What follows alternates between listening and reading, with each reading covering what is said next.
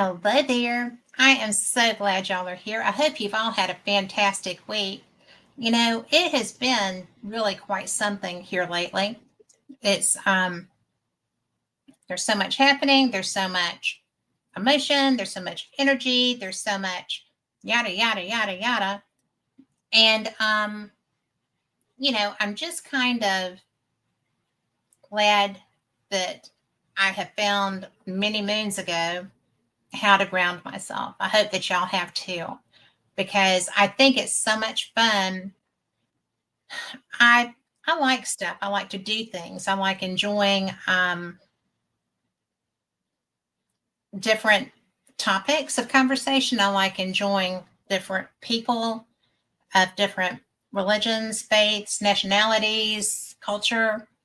And sometimes it feels like we're so isolated within our own little mindset that we can't do that anymore.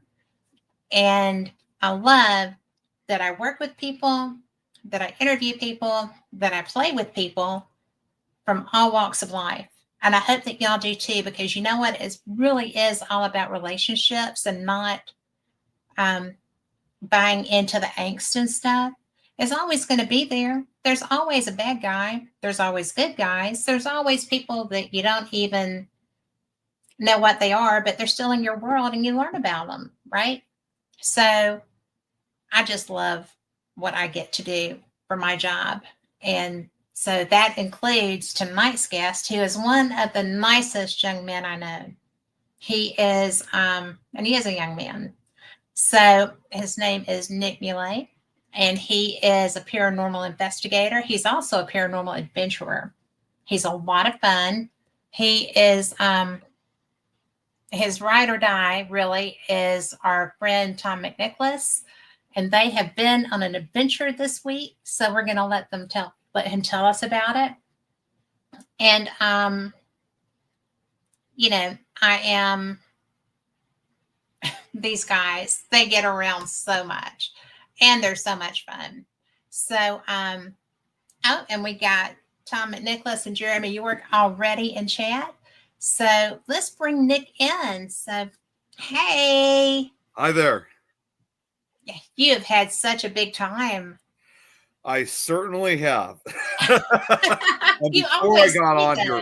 Before I got on here, I had to make sure that I had a good nap after, in between, because I had the so-called paranormal hangover.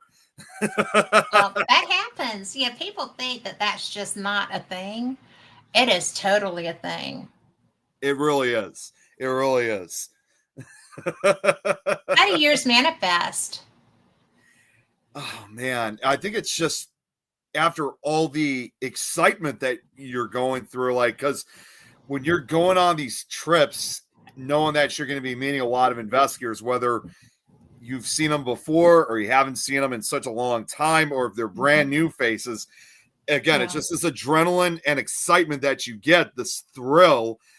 And once you've exhausted all that, that's when after the entire event's over, that's when it really starts taking its toll on you. Not to mention, you have to get up early in the morning, to go to these things. You're up through a good portion of the day.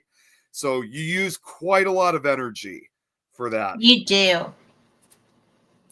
Well, Tom McNicholas says eating spaghetti and meatballs seems to be how you recover. Well, that's what he was doing, because we went to Olive Garden last night, and we actually went out with Scotty Rourke, and I forgot her last name, but her first name is Gail. We went out to dinner with them, and he was getting the spaghetti and meatballs, and we were having a hell of a time, just joking around. So in fact, there was also another table that was nearby that they couldn't help but hear what we were talking about and stuff. And I could see them laughing across from us. So they were. I do not doubt that. Yeah, it's like we didn't know who they were. They didn't know who we were, but they were having, I think they were getting quite a laugh from us. Well, having,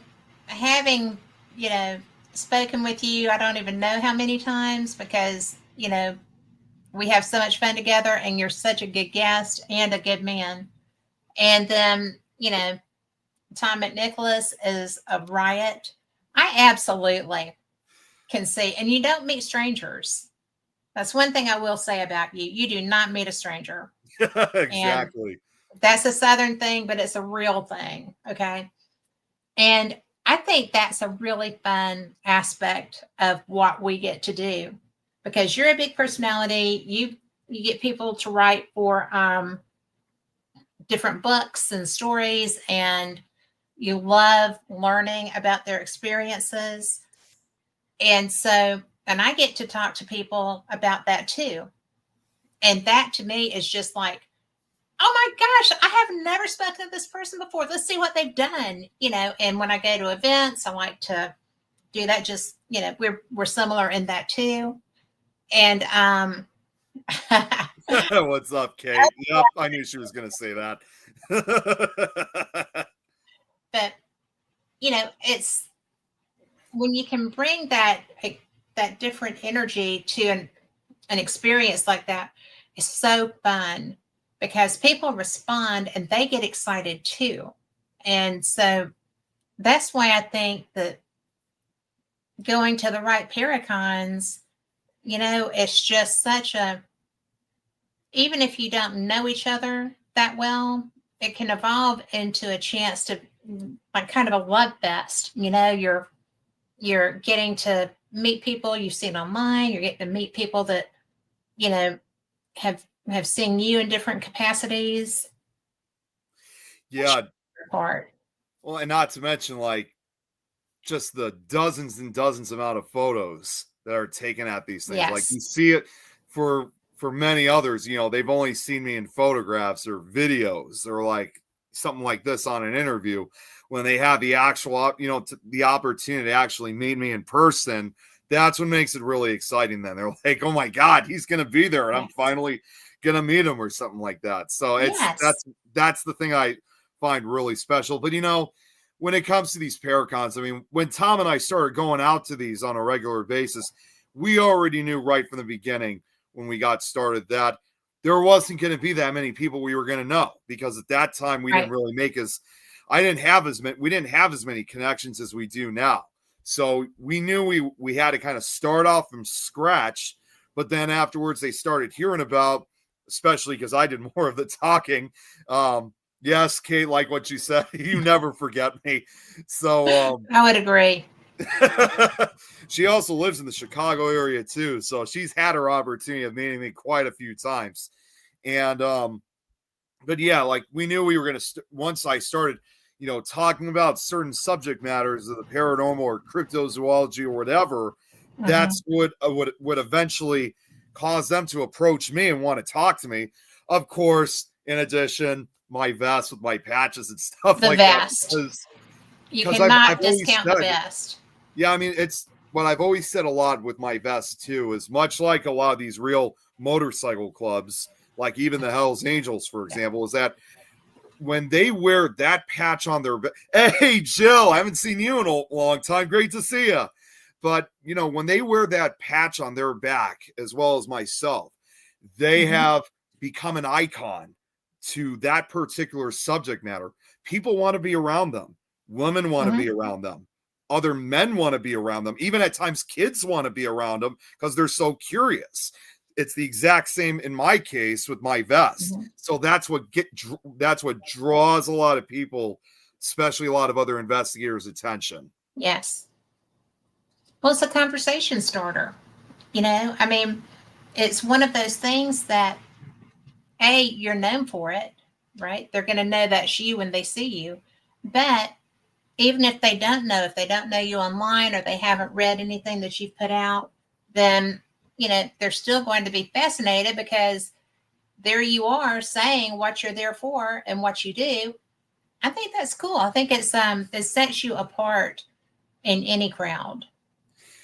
Well, and when I first started, when I made it, because the vest is now over 7 years old. So like even in 2018, no one's really ever put something like this together before. So at that time too, it was such a new thing that it was kind of one of those things that some other investigators would be saying like, oh man, why didn't I think of that before? That kind of thing. So that's what makes it an attention drawer, if you will.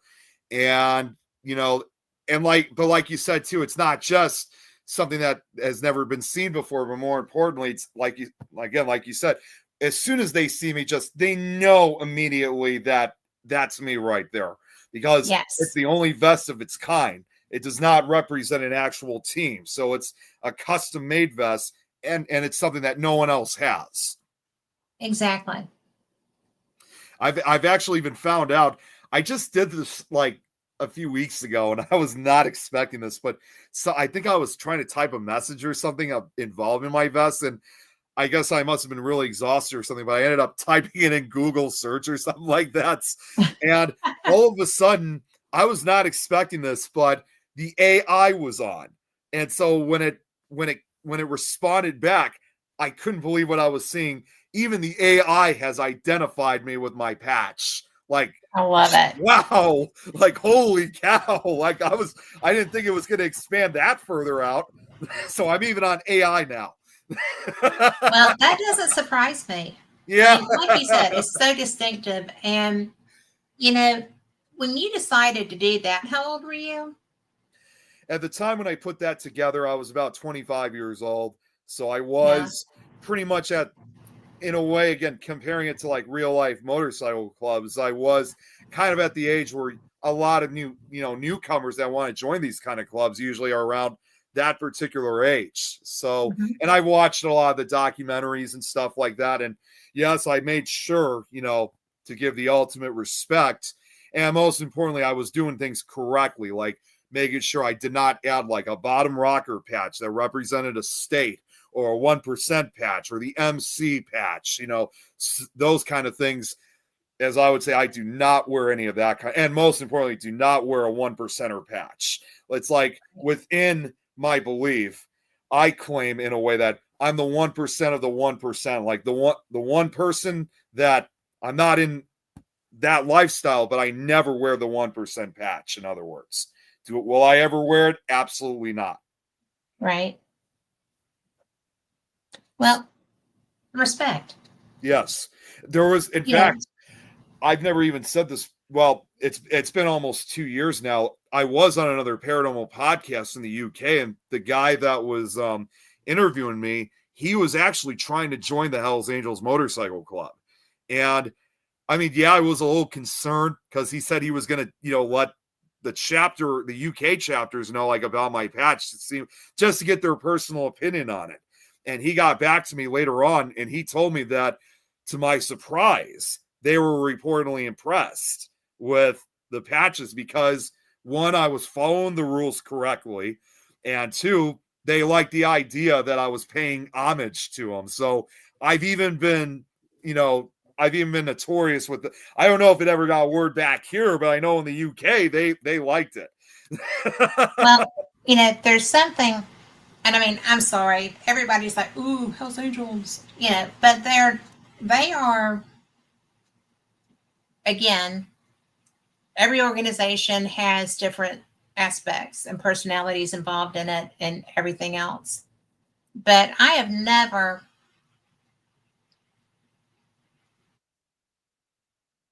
met someone in that organization that was not, the people I met were very honorable, lived by a very strict code, had very high expectations of each other as well as themselves. Yes. And would I go out and actively try to piss one off? Absolutely not. Definitely not. Absolutely not. But you know your room, right? And they do a lot of volunteer work. They do. I know there are a lot of things that they do to aid people that is never publicized.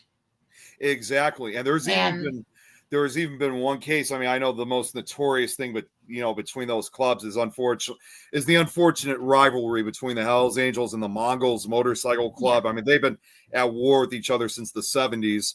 But a few years ago, the Mongols were going through a whole court case where they were trying to basically ban the use of the vest. Like you couldn't wear it anywhere. Like they could just take it away from you. And that was something like, I think, even if they did have some people that were considered criminals. Not all of them were. And I didn't think that was right. But furthermore, even, word eventually got back to their rivals. And in a very rare twist, they actually, it was only temporarily. It was just only, until this whole court case was over. But they actually gave their support for the Mongols and even sent money to them, to help them battle this court case. So it was one of the very few times where both clubs, they put aside their differences and they were like, you know what, we got to do something about this, and we got to get rid of that policy, because not all of us do the same things that like everyone thinks we do. We wear it because that's just what we're about. So, and they eventually won the case. They won. They should have. Yeah. That's one of the things about living here. Everybody's like, oh, y'all are so divided. Oh, y'all just hate each other. Oh, this, oh, that. And it's like, when it comes down to brass tacks, we're Americans, right?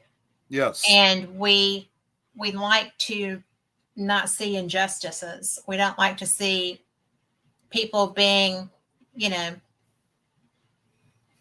judged. I mean, yeah, that would be a judging. It would be. If you're a Hell's Angel, then you are obviously, a hideous person, and we're going to take this. And that's just wrong. You don't judge based on anything except experience and history. One member of that club once said back in the 70s, like, even he was truthful, like, regardless whether he did, whether he was involved in getting in trouble with the law or not, still he remained truthful to the true meaning, saying, don't be judging or convicting people of who they are. Judge and convict them for what they've done. Like, the actual evidence is there. Well, that's, although sadly, it seems that in large part we are judged by the company we keep. That's not how it's supposed to be. Right. And, it's the same is true in the paranormal as well. Yes. I have found, because at times it's very cliquish, and depending on things like that. And you go a long way towards helping that situation. Yes. And believe me, I've had my share of judgment myself. Like, not very much at a lot of the Paracons, because, like, even including this one I was just at yesterday, there has never truly been a time that I've had any issue. Like, it's always been a positive experience. Yes, there are. I think so too. Yeah, well, I will admit, there was, I'm not going to say obviously who it is, but there was one person that was there that, unfortunately, she's caused problems for me in the past. So I made sure to kind of just walk away and avoid her. Like, just basically focus on those that, Jeremy, I just blocked past her and just only focused on those that I wanted to see. That's what's most important. I mean, unfortunately, the reality is that every now and then you're going to get a bad apple or two at some of these events. And also Joe, who just showed up in the comments. Yes. He was at the event yesterday too. So I got to meet up with him.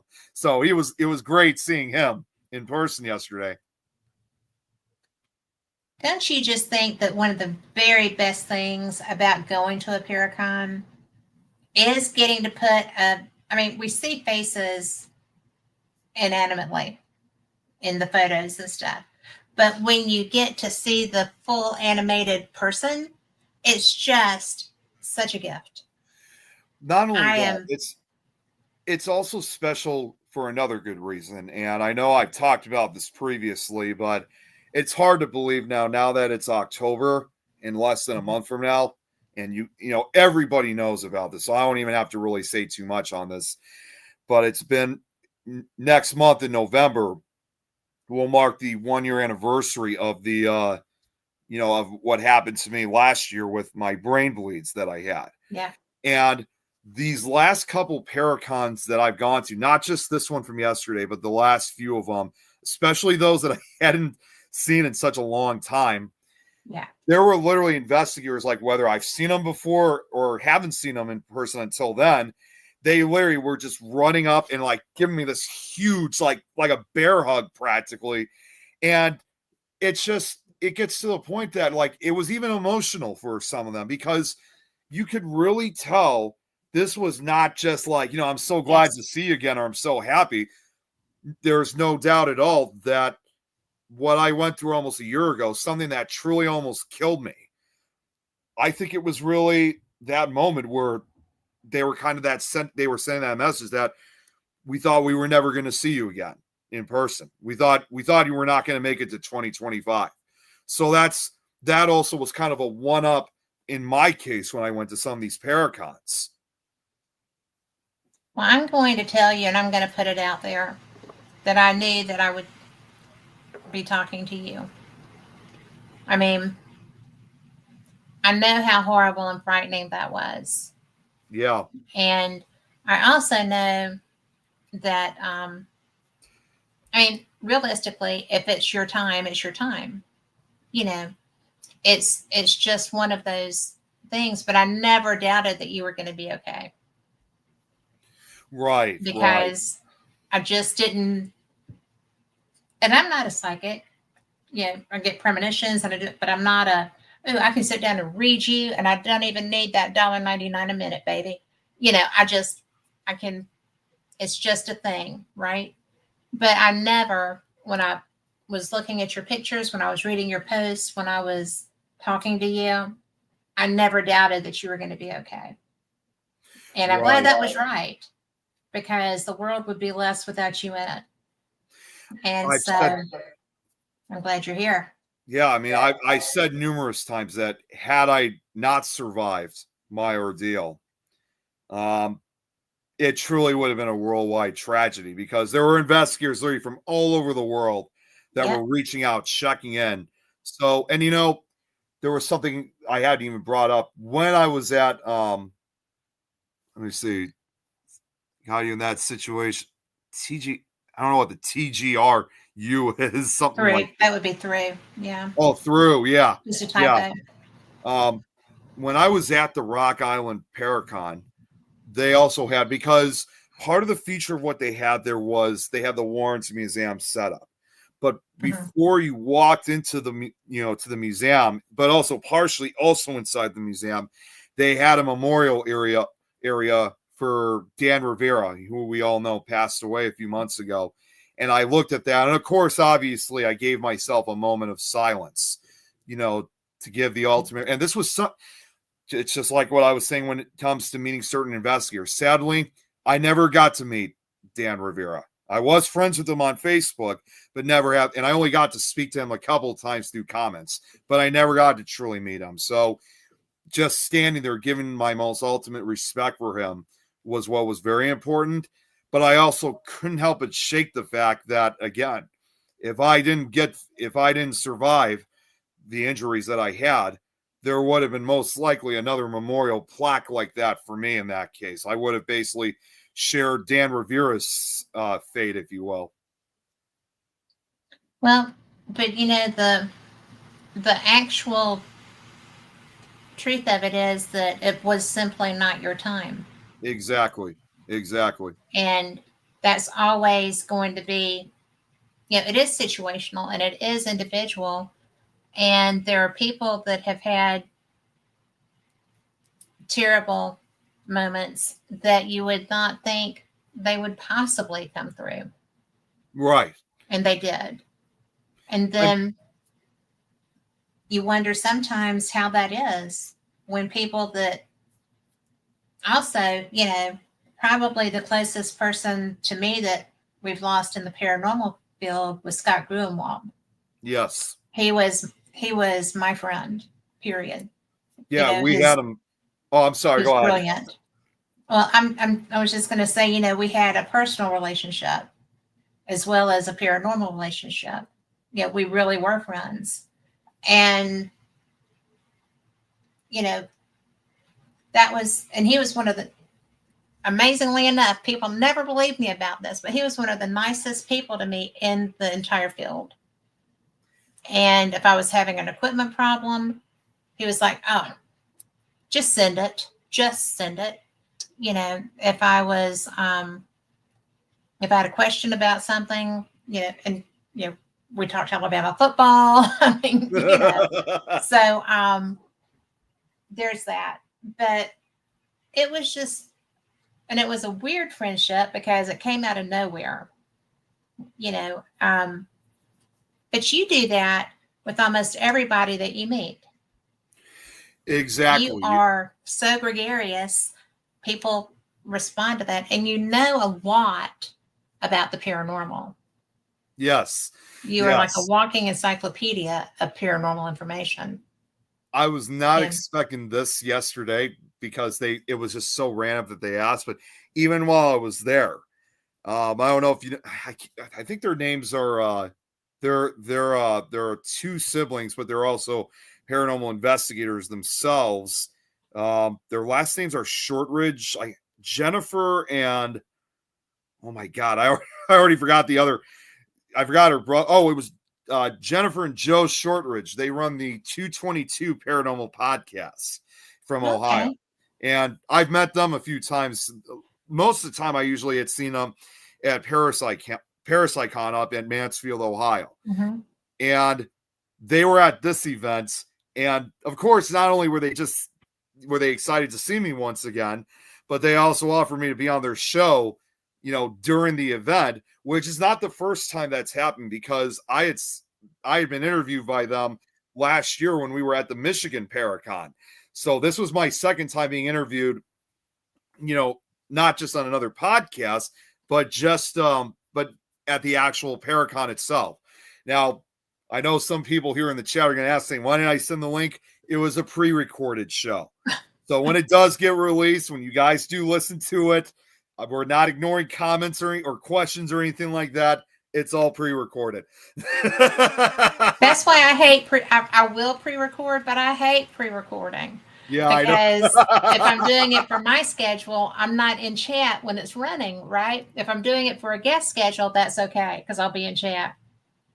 But I hate it because I love when I have people, and I don't want people to think I'm not answering them, right?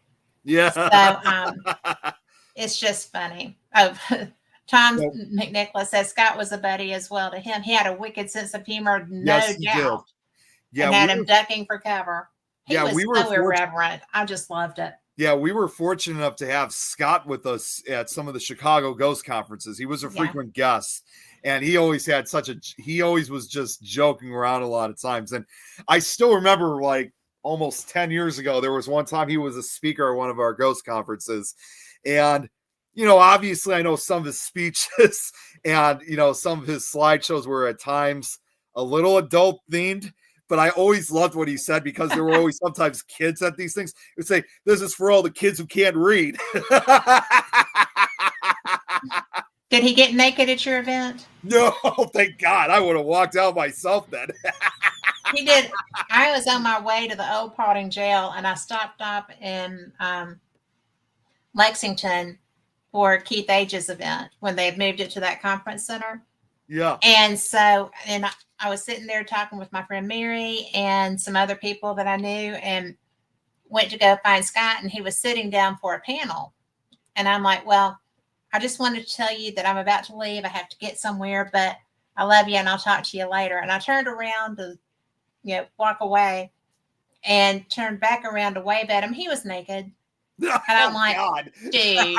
But he sat down to do his panel in the nude. I mean, no inhibitions whatsoever, right? And but that was either nude or in a tutu, take your pick. But that was just who he was, I'm just gonna say, looks like he could have been someone he looks like he could have made a great candidate for the show on the Discovery Channel, Naked and Afraid. I'm just gonna say he would have been. But it's so funny because years after I knew Scott, I met Rick McCollum. Yes. And they look like the Bobbsey twins. And if you'll think about it, they do. People always thought that Rick was Scott and vice versa. And so I was just kind of like, they do. And then I started thinking, I said, well, I guess they do, So you know, what are some of the most interesting people that you have met that were not quite what you expected, but were something a little better? That's really hard to say because we have met so many investigators out there, and Joe's like, there were way too many stairs. Yeah, there was the YMCA building that they were using for Rock Island. There was a lot of, and also I forgot one other thing. Most importantly, too, is that when we walked in the building, there was no air conditioning, and I had my full uniform. I had a suit coat on. It was freaking hot. Man. Yeah, I mean, there were fans, but that was not enough. It was just like, oh God. And then when we got to like the top portion of the building, it was even worse up there. We only stayed for one. Yeah, we only stayed for one speaker, and that was with funny enough, this was first time for me. I got to meet Ryan Buell and two of the other caretakers of the Warrens Museum Foundation. So, and Tom would say, I'm going to say this for him. He said that while they were speaking, they were mostly staring at him because this was one of those speeches where a lot of people came in, and it got to the point there were no seats, and this was like a really small room, and there was no fan, so that made it even worse. And at one point, Tom drew attention to himself at one point because his phone goes off while they're talking. It has like a cuckoo text. Tom. And then after that, all of a sudden you hear this zzz, zzz, his phone's going off. And I just look over to Tom, I'm like, Tom? That would happen to me. I'm sorry, Tom. I was trying my best because, like, even when Ryan Buell and the other two caretakers were talking, like when they were being serious, I was still laughing. I was trying my best not to laugh. I wasn't laughing at them. I was laughing for what Tom did. The situation. Yes, Chris. Oh, that's hilarious. Yes, Chris. Most interesting. The only thing is I don't drink Dos Equis. You remember the Dos Equis commercials? Oh, yeah. Oh, my gosh.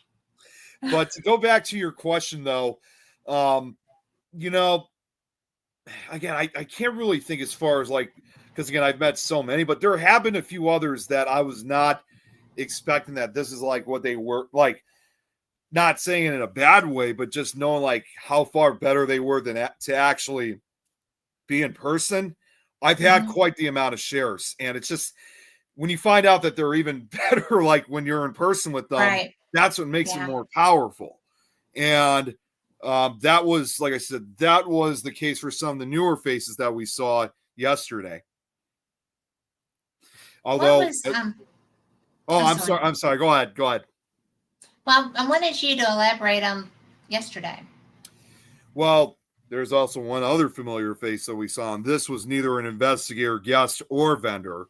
And I know some people would find it hard to believe, but because the Warrens Foundation Museum, some of them were there, they also brought some of the artifacts that were from the museum, including, of course, the most notorious of them all, Annabelle. Yeah. And that was quite a discovery to find. I mean, quite a discovery, because it was like, I guess it was so bad for some of the vendors and guests refused to like even go near it because they just knew how, bad the energy was.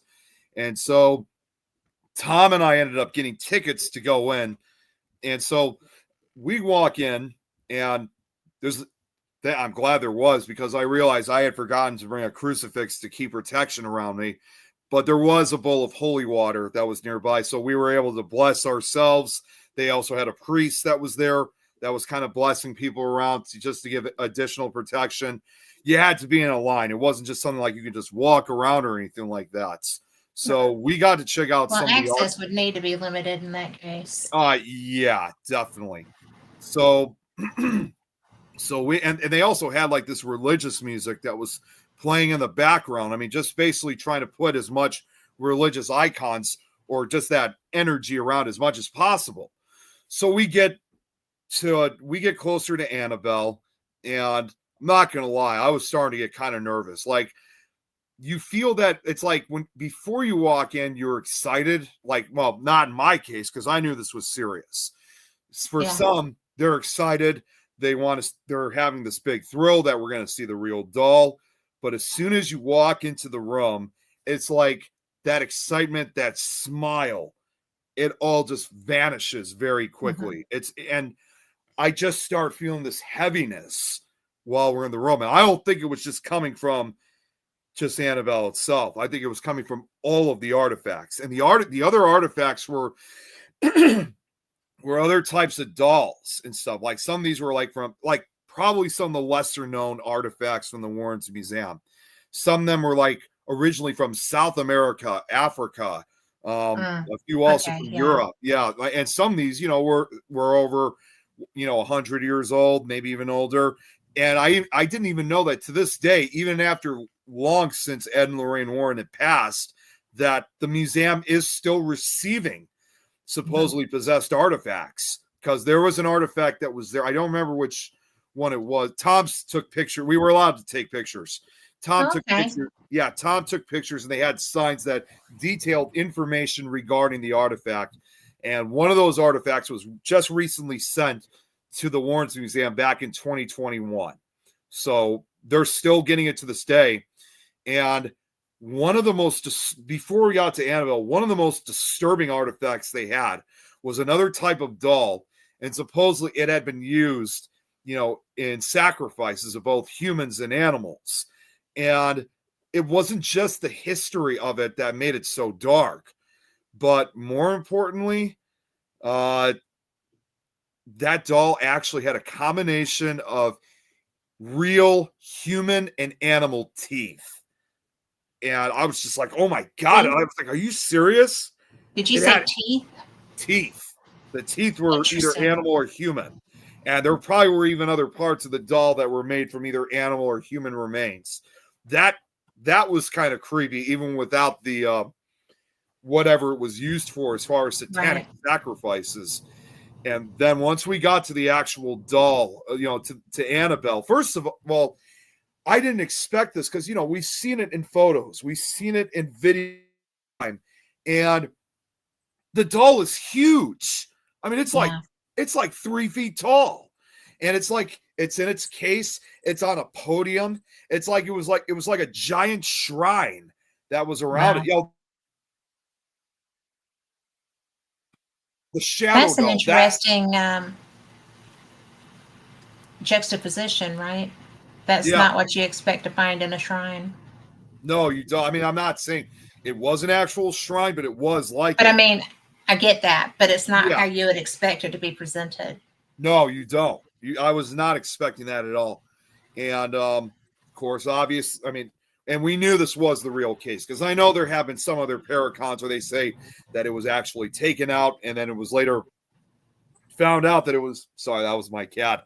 It was later found out that it was like a fake doll. No, it was not, because it was the real case. We could see the condition of it.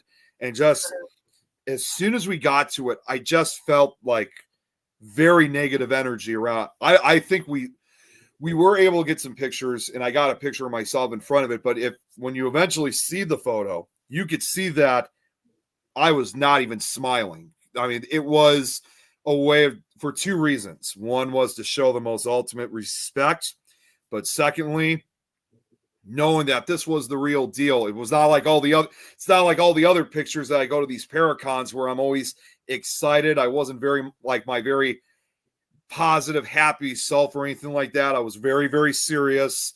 And like I said, we only stayed for about maybe a minute or two. And as we got closer to, I was also reciting the Lord's Prayer to add additional protection. So I could pretty much say, contrary to what some people will think, if you're feeling the negative energy coming from this doll, then this is the real one. If it wasn't the real doll, then I wouldn't have felt anything. And it was, I would probably say, in my personal opinion, that was probably as close as to true evil as we'll ever come across. And I'm glad we didn't stay there for, I mean, we had to keep moving anyway, because again, we were in a line, but I'm glad we were only there for a minute or two, because yes, the doll may be contained. It may have been blessed a lot. There may be a lot of energy, preventing it from attacking, but you really don't know what you're dealing with. Who knows what Annabelle is capable of. So that's why I had to take the most best safety precautions. But here's the chilling part. After we finished seeing her and we walked back out to the main area, a few minutes after that occurred, I started developing a little bit of a headache. And I mean, I wanted to first, I don't know if it was because, again, of the intense heat or something like that, but especially, again, now that I'm kind of more on alert when it comes to headaches or something like that, when I started feeling this one, not a good thing. So that's when I had to leave the building for a couple of minutes and just kind of pray to myself to just try to get any type of protection. Now, I should have gone back and asked one of the priests to bless me, but I couldn't go back in once we left. But that was one of the few times where it was actually really scary. I mean, I could see now also from experiences that I was just telling this with another investigator just earlier today. You walk into a place or you walk into something that you've learned all your life, in this case about Annabelle, and it's intense. It's really scary. Annabelle is truly not something you really want to mess with. Well, without a doubt. It is. Like I said, even just approaching her, I just, without, again, even with all the protection, I could just literally, it was just a feeling of evil. And, I could even say now that, yes, I dealt with my share of negative entities, including even one partial attachment for a short period. But now I could say that the other times that I've had such negative entities, encounters, they are definitely nothing compared to what we dealt with Annabelle. I think she was probably the most powerful entity I think we ever encountered.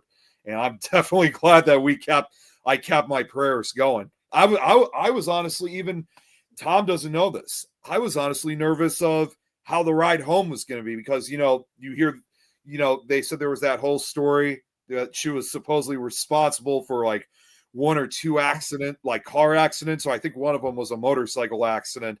So the entire time that we were riding back, I mean, yeah, we were just being like our typical selves, like when we're being on the road, but deep down, I was being on high alert to make sure that, we made it back home in one piece. And thank God we did. Well, definitely thank God, because there's another side of that, which is that you can actually you can be affected to create scenarios from Yes. those experiences too. And I want to interrupt myself here to say, Tom and Nicholas, those are hitting my phone. If you'll just put in chat where you're sending them, I'll pull them up. But I mean, my watch. They're just coming on my watch. So if you could just let me know. But I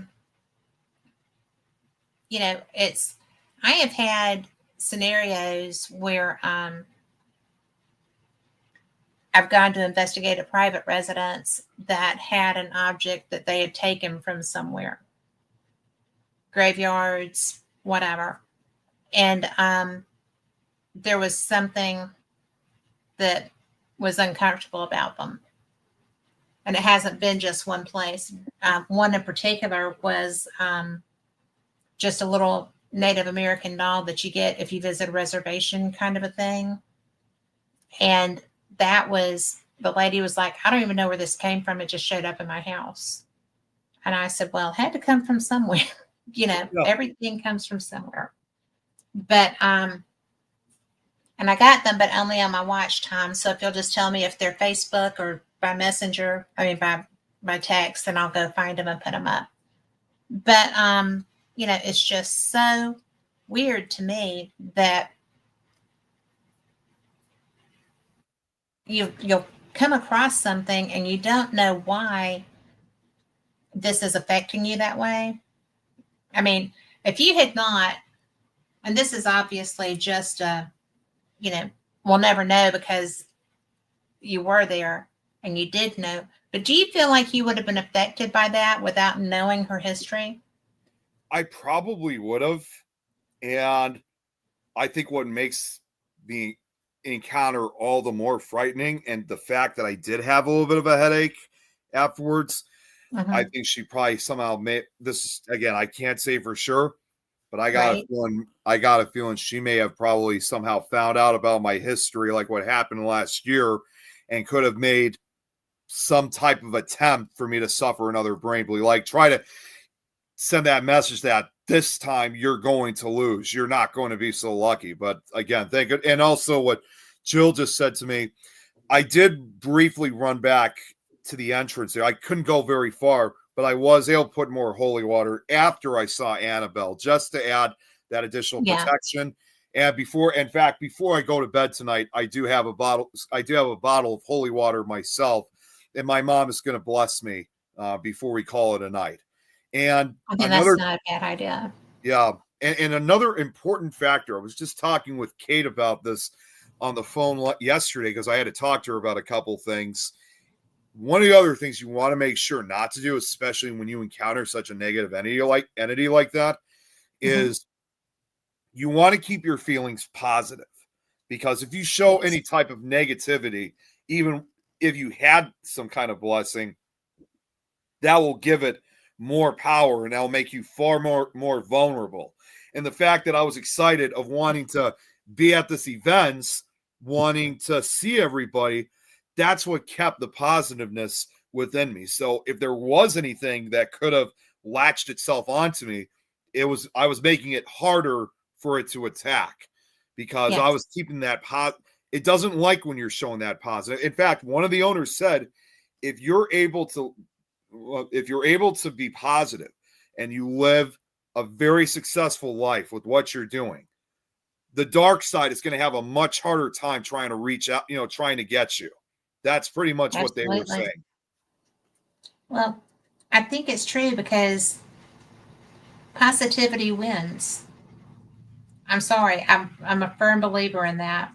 And because generally positivity, you know, if you're a positive person, you have a belief system that helps you to maintain that. It's or just an outlook. Exactly. Right? Exactly. And you are one of the most positive people I know. I mean, you do have your moments. Everybody has their We all moments, do. but that's why, I mean, my dad used to tell me I was way too old to be such a damn Pollyanna, right? But I'd rather be that, right? Because like, you've seen too much, you've had these experiences, and I just can't believe that you're such a Pollyanna. And I'm like, I'm not a Pollyanna, but I do believe that humans are basically good. And I do have faith in my belief system. And I think that if you succumb to negative thinking, then you can be overwhelmed so easily. You have to maintain positivity in everything that you do. And that's not always easy, as you well know. But, I just think that it's a built in protection if that's what you try to manifest within yourself. That's correct. And that's what I basically work my way up to every time I go out to these type of events. And that's what the whole meaning at times of what some of these most of these paracons is supposed to be about, is having that positivity, like again, Yeah. with seeing everybody there, the friendship. And Yeah. let's face it too, when it comes to paracons, I mean, they are so much, again, in all my experience of going to these things, they are so much more different than other types of conventions. I mean, what other type of paracons are out there that you forge friendships? They become like family reunions. You Yes. just don't see that with other types of conventions, even like something like Comic Con or Anime Con. They don't even do that. I mean, yes, obviously, Well, there's like they're thousands more. so big. They're Yeah, so they're so big. big, There's it's like, really hard to create that. yeah, and you got like thousands of people that come out to that. I mean, yeah, you might be lucky enough if you could like make a few friendships, but with something like that, they're just way too big. And not to mention, sometimes you got to pay to see these vendors. There's long lines to them. You can't socialize with them. With with Paracons, you can. There's no waiting period. And even if that's even the big ones. Yeah, well, that's the big ones. That's literally that's what I was about to get to, was like even the big names, like from television, like Ghost Hunters or whatever.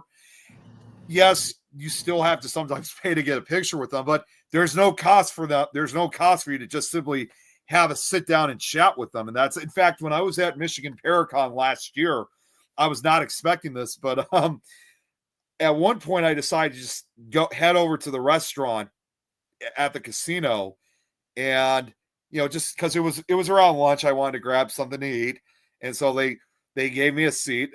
Tom wasn't there for this one, so I was the only one that was getting lunch. I was by myself, but I was not expecting where they were going to put me. They put me in a booth right behind the Ghost Hunters team. It's like, geez, what are the chances of that? Right. So, and of course, like typical, I didn't want to bother them because I'm sure they probably needed time to themselves. I mean, yes, I still waved and said, hi to them and see you later after they left, but it was still cool that I'm thinking, wow, in a way, it's like I'm having lunch with these guys.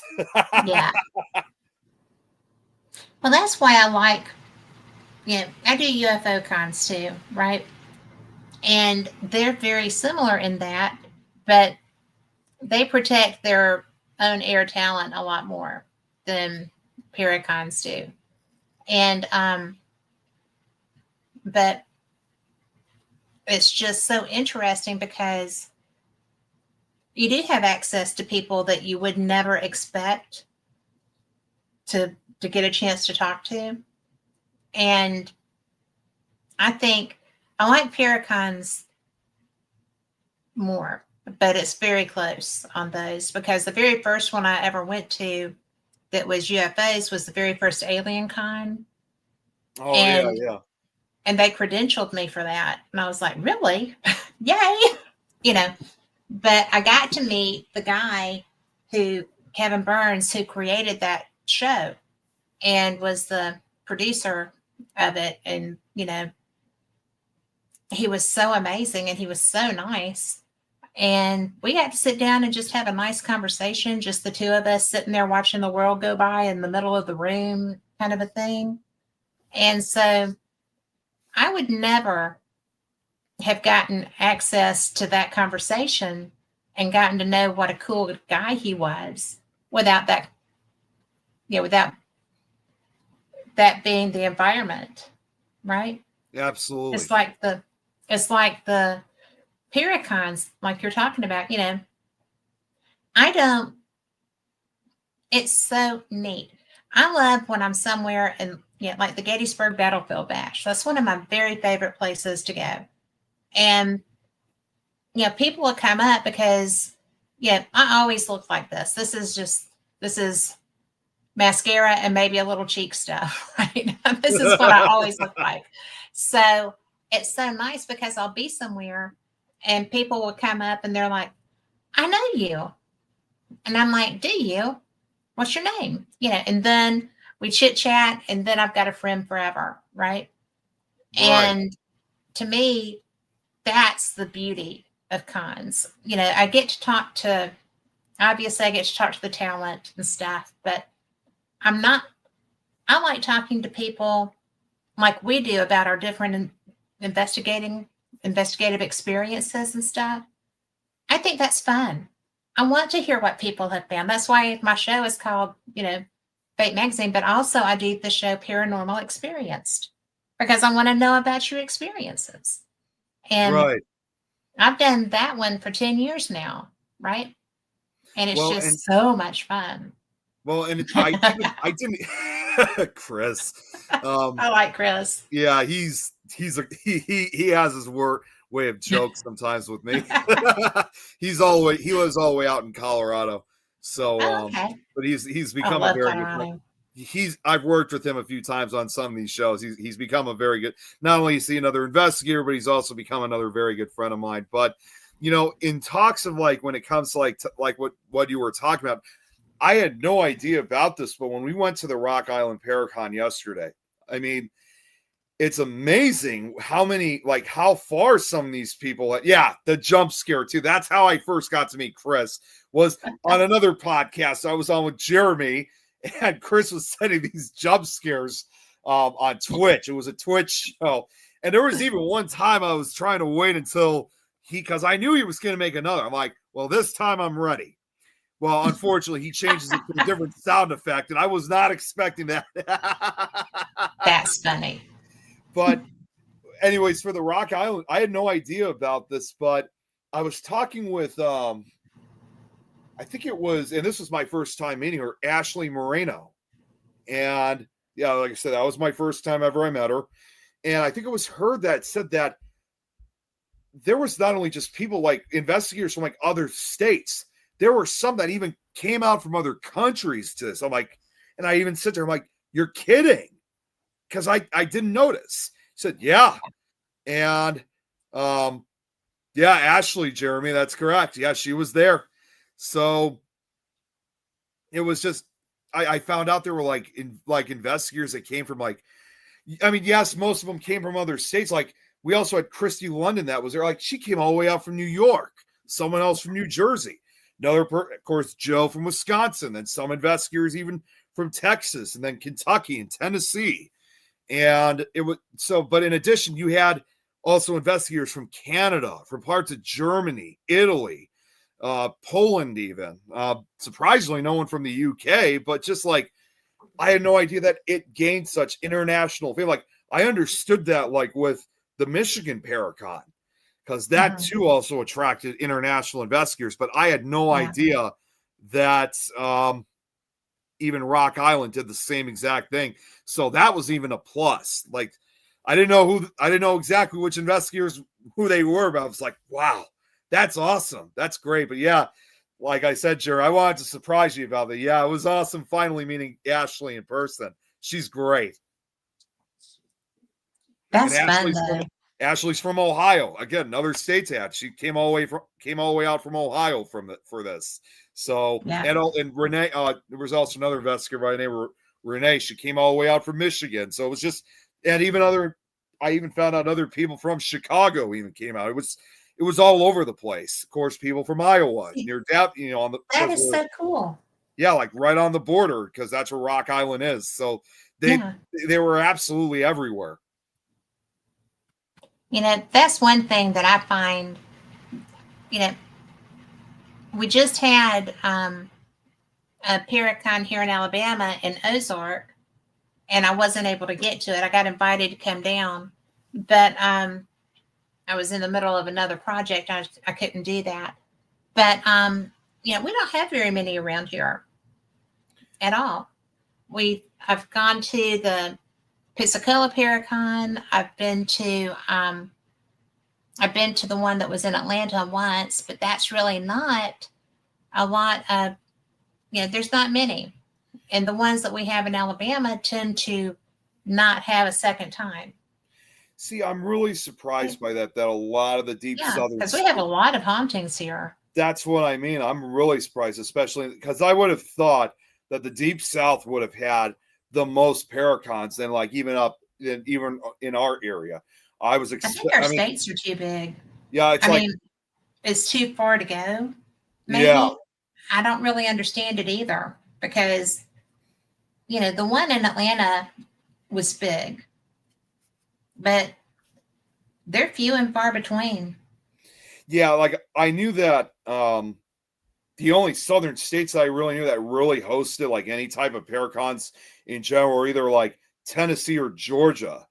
But yet you don't really see much like in some of the other, like in Louisiana, Mississippi, Alabama, even Florida doesn't do as much. I'm even more surprised the Carolinas don't, because they're part of the 13 colonies. I was speaking with an investigator from South Carolina a few months ago, and she has always dreamt of wanting to have a Paracon, and she lives right on the border area of like right on the South Carolina, Georgia border. Right. And they, well, and it's true too, what Jeremy said. I get it. It's also the Bible Belt. So I totally understand. That might be part of the reason why there's just not that many paracons, but But still. we still paint our porch roofs blue. Oh, really? Yeah, we do. We know they're there. You know, So it's funny. The deep south, in addition to the deep south, I mean, most people don't know this, but even though I live in Illinois, in the very southern part of the state, that actually is kind of considered part of the Bible Belt too, because unlike over here in Chicago, living in the suburbs and stuff like that, the lifestyle in the southern part of the state is far different because it's more farmland, it's more rural areas and stuff. And they, even down there, they have they even have their own southern accent down there. And unfortunately, I mean, I bet they couldn't understand mine. Yeah, well, unfortunately, and I'm not saying we're all like this, but believe it or not, Southern Illinois has a much older history than Northern Illinois does. Like some of their history goes back to the 1700s, even before Illinois ever became a state. Illinois didn't become a state until 1818. And just a few years ago, we just had the 200th anniversary of the state. But, unfortunately, not everybody always likes that we're from Chicago and vice. There's just been kind of a bitter rivalry between us Northern and Southern Illinoisans because of the cultural differences and stuff. But because the Southern Illinois people live a different lifestyle, they consider themselves also part of the Bible Belt as well. So, that would also... Is there a lot of Amish there or something? I'm not entirely sure. I mean, I've never been fully directly down. The furthest I've ever gone south was down in the town of Alton, Illinois. Actually, Alton is kind of the rare exception because that's considered one of the most, everybody knows that's like one of the most haunted small towns in America. So that's the rare exception. But if you go further down to like where Carbondale is, that's where Southern Illinois University is located. You're not going to find, I mean, they're just like, again, in the deep southern states, there are a lot of hauntings and even a lot of cryptid activity down there, but they just don't do very many paracons down there. And I get it. Again, it's more rural. I mean, Carbondale has been in some way kind of considered Southern Illinois' version of Chicago, even though it's a lot more smaller in that area. But, the closest I've ever seen them really actually hold something was not too far from Carbondale is also the town of Murfreesboro. And back in the early 70s, they actually had their own, pretty much not just the southern, pretty much, I would say Illinois' own version of Bigfoot. They had something that was called the Big Muddy Monster or the Murfreesboro Mud Monster, which, again, it was either like some type of Bigfoot swamp monster or a skunk ape type creature. It was only cited for just a short amount of time. And supposedly the earliest sighting of the Big Muddy Monster really went back as far as 1957. And but it didn't really, that was when it was still it was near a housing project. I don't remember how the story went, but sightings of it really didn't start until about 1972 or really till about June of 1973. And for 2 weeks, there were constant sightings before the sightings just ended altogether. There were a few more sightings that did occur throughout different parts of the 70s, but the last reported sighting of the Big Muddy Monster was back in 1989. Since then, at least as far as I know, there hasn't been any sighting since. Again, maybe there has been. I don't really know, but That's interesting. Yeah, about 2 years ago, for the first time ever, they had, much like they do in Point Pleasant, West Virginia with the Mothman Festival, they had the first ever Murfreesboro Mud Monster Festival. Now, there was a secondary event that was also called that, but the difference was this cryptid became such an icon for Murfreesboro that they actually created their own beer brand with the monster on it. So you can actually get, I think it's like called Big Muddy. I don't remember what it was fully called, but that was just kind of a beer. That was just kind of a beer fest they would have. But even though it was a beer fest, yes, you had to be 21 and over. Still, they had a family section, for like those under 21, particularly for kids. And they actually would have a guy dressed up as the monster. That was the closest they would ever get to like having something involving the actual monster itself. But when they did this 2 years ago, this was the actual Cryptid Con. And not only did they have this convention, which I think they had it again earlier this year, back in June. Unfortunately, we couldn't have made it to that because to get from northern to that part of southern Illinois, that's a good 6.5, 7 hour drive to get to that part of the Right. state. So I don't know if you know Chad Lewis. He's been there quite a few times at this event. And if you go to Murfreesboro today, just again, like they do in Point Pleasant, they have made a full 8-foot tall statue of the monster based on the descriptions and reports. And it is in that walking position, like you see with the Patterson Gimlin film. And they've even made like 2 painted murals featuring the monster on some of the buildings. So it seems almost as if Murfreesboro is trying to get that same recognition like you'd see with Point Pleasant, West Virginia, or Falk, Arkansas, or like some of the Pacific Northwestern areas, like where Bigfoot is spotted. So it's like they're trying to join in the game, if you will. Well, I know that it'd be tough to beat Mount Pleasant as far as their um, promotion of that. But one of the things that I find fascinating, I did not know this. I've driven back and forth between Birmingham and our Gulf Coast all my life. I stopped off with my grandsons in a town called Evergreen, and it's about an hour south of Montgomery, Alabama.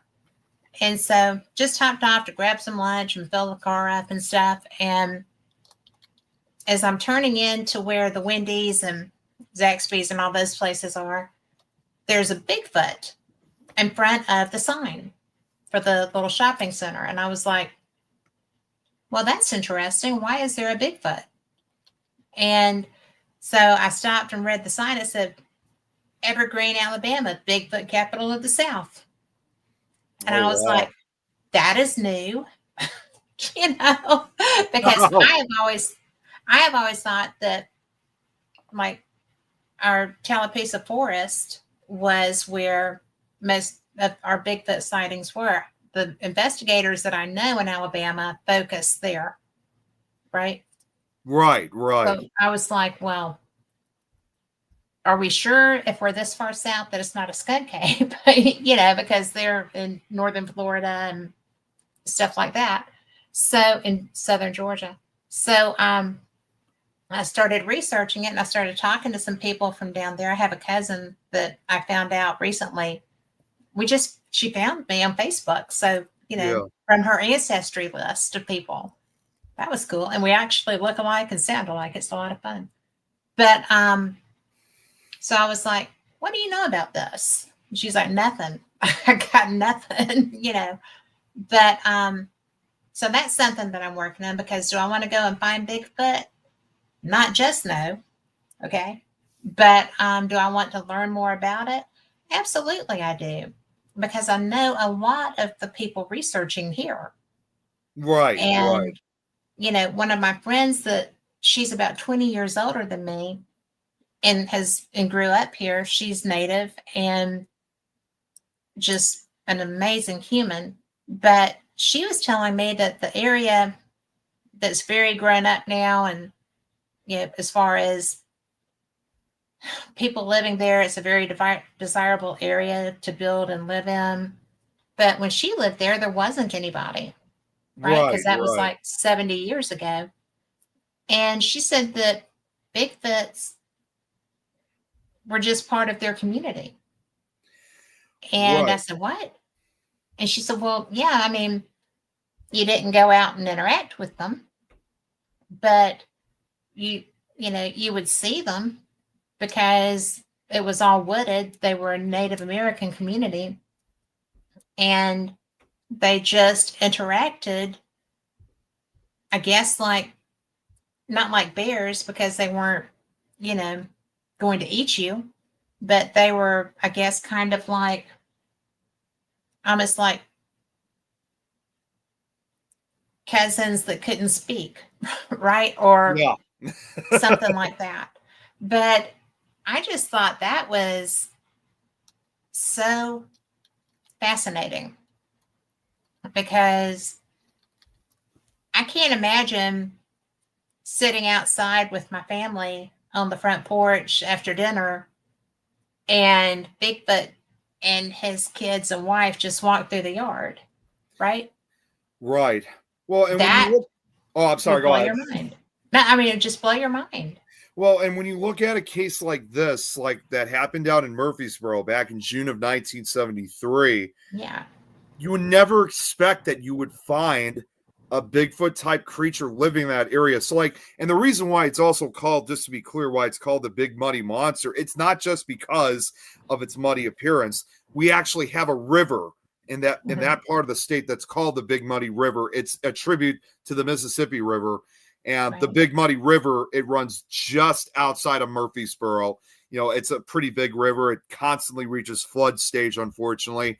But like, and again, not even just the time period of where they would see something like this, but again, it just seemed so out of place. Because Right. before that, even if you did have a lot of Bigfoot believers back then, you would either mostly associate that either in the Pacific Northwest or parts of the South, because Mhm. that's where most of the Bigfoot reports, and skunk apes in this case for the South, that's where most of the reports came from. So, Mhm. like, when people would hear something like that in the state of Illinois, not just in the southern, but just anywhere in general, it's like, even if you believe, it's like, that can't be. They're usually seen in these states. What is a Bigfoot doing here in Illinois? So it probably blew a lot of people's minds back then. Well, I think probably they're like white-tailed deer or something, right? It's possible. Because they're in the Pacific Northwest, particularly Oregon, Washington State. You know, I have friends that are part of that Olympic project where, yeah, that is Bigfoot research. And I, I mean, they don't see them like that. Like they're not interactive. They're not traveling in family units, that kind of thing, right? Right, But right. they tend to be solo experiences. But here, there's um, there's some of both, right? Solo and multiple creature interactions, which I wouldn't be comfortable. I wouldn't be comfortable with either one. Right. But right, I just Well, they're big. another thing that should be noted is when this creature was sighted over 50 years ago, it also did have a lot of differences compared to the typical Bigfoot or skunk ape. I mean, to give you some description of it, is that it's like I said, it seems to be some type of Bigfoot, swamp monster, or a skunk ape type creature, anywhere from 7 feet to 9 feet tall. It's got a very Cute. probably about 300 to 400 pounds, very muscular in appearance, and it's obviously unlike the typical Bigfoot. This was known to be seen near the Big Muddy River, so that's where it has kind of the skunk ape like qualities to it, and the creature also had like a terrible odor. Again, another trait that was often one witness described as like between a skunk, like rotten eggs, and a skunk. And most people could never actually see. And also, its fur too, its hair that it was covered. Unlike again, it was far different. Unlike other types of colors we associate Bigfoot with, this was actually covered in long white but dirty, very dirty and muddy white hair, and which is something you normally don't hear again, because you hear all the other reports either black, brown, reddish, even ginger. You don't really Right. hear, or gray. You don't really hear very often of them being white. So No, that would definitely be a skunk ape. that's what I was going to do. Some type of the only other guess I could think of is, could it be some type of Bigfoot or skunk ape that may be suffering like albinism? Is it an albino one, which would explain why it has white hair? But also, like I said, it's covered with like mud, river slime, branches, twigs, leaves, rocks. Well, it lives outside. Yeah, well, I not mean, only just, I think there might be another reason why it's all covered, not just because it's outside. Let's face it, like when you look at certain types of animals out there, like when it comes to mating season or something like that, and like certain, like it's hard to describe, like fur color or skin color or something like that. most like both genders of the same Mhm. creature are so accustomed to finding a mate like that.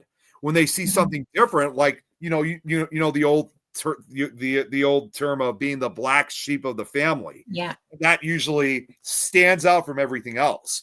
In the case with what might be an albino Bigfoot, if it was trying to look for a mate, it was not probably considered attractive to the other Oh, species. I see where you're going with that. Yeah. That's very smart. So in order for it to kind of blend in, it probably, rolled around or covered itself with all this mud to make it look like it was one of the others. Like it looked Make like it it was brown. self-attractive as a mate. Yeah, and make it look like its fur was brown, not actually white. So that, I mean, that's just a theory. I can't say for sure. But the other thing too, and As good that's as anything else out there. exactly, and that's another feature about this creature too, is most witnesses who reported seeing this creature, they said they could never actually see its face because it was caked in mud. Although they did report seeing, they did say, and not just only at night, even a few reports during the day. Yeah, camouflage, maybe that could be another Mhm. possibility. But the Yeah. other thing too was that although most people can never see its face, they did report saying that it did have glowing red eyes, and also some people also reported seeing yellow teeth, by its mouth. Those are the only two facial features that most people had said that they remember seeing, and again, kind of similar to the skunk ape, and also even like something like the Falk monster, for example. There was also reports of people who were out near the river area that were either walking, jogging, parked nearby, fishing, or living by the area, and they would hear or see the creature, and it usually was in an aggressive situation where it became a major vocal point for a lot of the studies. I mean, the best way I can say is the big money monster basically kind of fits mold into the Bigfoot, big hairy creature with long arms, muscular Mhm. tone, shuffling gait, except that it's said to be ape-like. It's said to have more like ape-like qualities. I mean, this creature seems to be more about violence, about territory, about aggression, and not so much of the typical primate tendencies that we would see from some other areas. So even Um, primates cryptozoology, are very territorial, though. yeah, it is. In fact, I mean, I'm keeping it real short. The first sign, like the first sign that really started, like I said, happened on June 25th of 1973. Yeah, this is kind of a somewhat funny story. You'll understand why. But it was with your typical lover's lane story, because Oh dear. Yeah. you had 19-year-old Randy Needham and 28-year-old Judy Johnson, meeting up late at night, midnight around June 25th, June 26th of 73. And who knows what they're doing there. And here's the craziest thing. Sparking. Well, and here's the craziest thing. Both of them, they were actually married, but not to each other. So they were out Oh having dear. an affair. And so, but as their rendezvous or whatever is going on, they start hearing this extremely loud noise out near the river. And before they know it, they saw this huge, massive figure emerge from the river. They had no idea what this thing was. I mean, again, they said it was about 7 feet tall, 7 to 9 feet tall, weigh about 400 pounds, and it just stank. It just had this horrible odor to it, and it's coming right towards them. And they also said the eyes just glowed an eerie red to them. Of course, they immediately got out of there as quickly as they could, and they were going to notify the sheriff and the authorities about it. But how, unlike other cases, how are you going to be able to explain this? Because, they're going out Yeah. on an affair. So like this, they know this would this would go public immediately. They just decided that they were just going to go to the police station. They told them what they encountered, and that they say that something's out there and it needs to be dealt with. So the police all Right. they ended up going back to the it was near Riverside Park. They went back to the park area and they found these huge footprints that were like over a foot long. And all of a sudden they hear this huge bellowing roar, and it scared them so bad that both officers ran off. In fact, one of them dropped his gun and he didn't even want to go back for it. and they returned back later that night, like around 3 a.m. or so, with 2 more officers. And surprisingly, Randy Needham returned with them, and they found even more of these giant footprints, which they also made a cast out of. And they could start hearing splashing from the river, and they could hear that roar, this bone-chilling scream once again. They just went back into their cars. I don't know why they didn't, but they didn't even drive away. They just waited until the sun rose up, and that's when they were actually able to go back and investigate. And the one officer was able to get his gun back. And that's the one sign that's the one sign that really started on. Then next 2 weeks, it was just like pure chaos with this monster that they were seeing. That's crazy. I mean, it's just one of those things that you see with some other cryptids, but I'm really surprised they hadn't made a movie. There's been a book about it since. Chad Lewis wrote a book, and but yeah, it's just one of those things that you would just think it's so out of the ordinary for such a state like Illinois to have something like that. And even cryptozoologist Lauren Coleman later investigated it, and he said even he noted back then the differences between the Pacific Northwestern counterparts of this creature. They say that this one is just so out of place, but also more importantly, just the behavior it showed was far more aggressive than what you saw in the Pacific Northwest, like, California, Oregon, Washington State, Alaska. California, Oregon. I mean, Washington State. What all do they grow there? Exactly. Their mellow, right? Well, and they got a lot of mountains over. I mean, such an area like that would be perfect for an unknown creature to hide. But for Southern Illinois, I mean, there's no mountains there, are there? There's no mountains. There are a lot of farm fields, and there are some. There's actually a lot of forest regions too. I mean, not mountain-wise, but there's actually an area that's called Shawnee National Forest, and that was also one of the areas where some of these reports were coming from, along with other type of cryptid activity. And it's funny, a few years ago, I saw a commercial regarding, like, kind of one of those commercials saying, visit Shawnee National Park. Well, here's the crazy part. The locals that live down there, they say that's an area that most people tend to avoid because of all the activity and that's also one other thing I forgot to mention about when we were talking about the Bible Belt. Like, even though Southern Illinois is considered, there's also another reason why Southern Illinois is also considered part of the Bible Belt, is that most people don't know this, but the crescent of Illinois has actually, including where Alton is located, has long been referred to as Little Egypt. And the reason for that is anybody who reads the Bible attentively knows very well that Egypt does not get good press. It's a region of darkness and superstition and oppression, and a lot of the things that have occurred down in that part of the state for centuries, it's pretty much true to what's been read in the Bible with Egypt. In fact, even the southernmost town, it is called Cairo, named after the city in Egypt. Really? Yeah. I did not know that. Cairo, I'm just going to say, sadly, it's a historic town. Sadly, it's fallen apart. I think it's starting to slow a ghost town because of a lot of different reasons. It would take me a while to explain everything. But even more surprised, I didn't expect, and I'm not trying to make this sound weird, but surprisingly, Cairo is actually a mostly Black populated town. The vast majority is African American. It has quite a history with it. That's the reason why. But in spite of that, probably the only town, I think, in that part of the state that has the majority of it. But like I said, just a lot of the buildings there have been closed up. They've been boarded up, abandoned. Some of them have been demolished. It's sad because it's like you see, when you look at its history, you can see that Cairo was such a nice town back in its day. That happens so often. And that was... And it is tragic. It is. Well, and the reason... I'll throw this out. Part of the reason why, even still today, that there's still a major African-American population in the town is because in its early days, like we all know throughout history, Cairo was one of the towns where the Great Migration occurred. A lot of African Americans moved to the north. Cairo was one of them.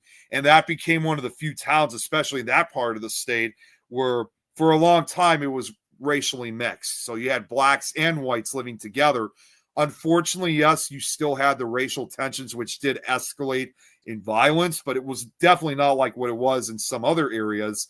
But just seeing exactly, aside from that, just knowing what the town had gone through, and it just seems like there was so much potential for it that it could really be quite a town full of history, and it's just not living up to it because so many of the buildings have been torn down, and some of them are just the ones that are still there are just falling apart. In fact, another feature about Cairo is that's actually the one town where both the Ohio River and Mississippi River meets. That's the only, yeah, I mean, unless you're on the corner part of Kentucky or Missouri, that part of Illinois and Cairo, that's the only spot that you could see truly both the Ohio and Mississippi rivers meet. That seems odd that would not be more of a trading area, like have evolved from being a trading area into being a larger metropolitan thing.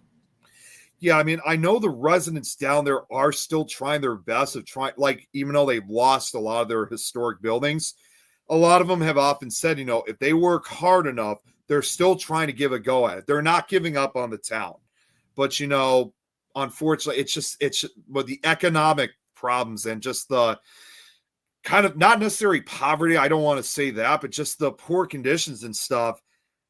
Cairo would have to go through a lot of repairs to become the town that it used to be, because there is so much that's just falling apart. And it's sad to see that. And again, that's the southernmost town in the entire state. And when I first learned about Cairo, that is something I had never known before. It's like, seriously, like our southernmost town is like that? I've never even been to Cairo. So it's just it just blew my mind that it was in just such bad condition. And I just couldn't help but think to myself, again, when I looked at whatever was there, I just thought, oh man, like, again, as far as Paracons are concerned, that probably would have even been a good spot for a Paracon, because it's like at the tri-state area, because you could have people from Kentucky, from people from Missouri, Indiana, other parts of Illinois coming down. Wow, that's a great point. And not to mention, again, with a vast majority African-American population, that would also be probably, I could almost see it as being like one of the most diverse Paracons to ever be put together, because we've never really had a Paracon that's like a majority African-American population, like investigating groups. So it just seemed like it had so much potential. It's just sad just to see the way how things are going down there. Cairo was also one of the spots where Murphy's The Big Money Monster was also spotted at one point. So it's had its share. Yeah, it's had its share of like some paranormal and cryptid activity. So you could do a paranormal cryptid. Yeah, exactly. Convention. That would have been nice. Seems like, yeah. I could just say for right now, as far as the actual fate of the town, I really don't know what's going to happen. I really would hate to see it go. If residents, are just going to give up, just pack up and leave, I really would hate to see that. But I do agree with some of the residents that they say that they are trying their best of saving the town. Well, maybe that would be, like I said, Evergreen has started billing itself as the Bigfoot capital of the South, right? So maybe they could, the powers that be, whatever are there, could rebrand. It's very likely. I mean, and like you said, it would be a perfect place for a Paracon. It's got a big draw.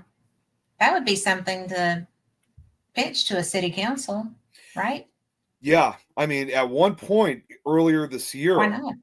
I even suggested Jeremy that we should go down to Cairo, but not just Cairo, throughout a good portion of the southern part of the state, for a good reason. Earlier this year, back in March, this year marked the 100th anniversary. I probably may have said this before, but I'll bring it up again. This year marked the 100th anniversary of the deadliest tornado, not just in Illinois, but in American history. That was the Great Tri-State Tornado of 1925. Nearly 700 people were killed by this single tornado. And I did a Nick Files episode to, basically to represent, to pay tribute and, represent the 100th anniversary of this tragic this tragic event, not just for that state, but also for, southern Missouri and Indiana, because that's where the tornado also, it crossed through 3 states. It still holds the record to the state for having the longest track of any tornado. And so when I was doing the slideshow, Jeremy took interest in what I was covering. And he asked me to send an entire list of all the towns that the tornado struck. And I did that, but I not only just, and funny enough, one of the hardest hit towns, it was a town I just mentioned, believe it or not, was Murfreesboro. Murfreesboro was also one of the hardest hits, along with DeSoto. In fact, Murfreesboro to this day, unfortunately, still, again, another big record.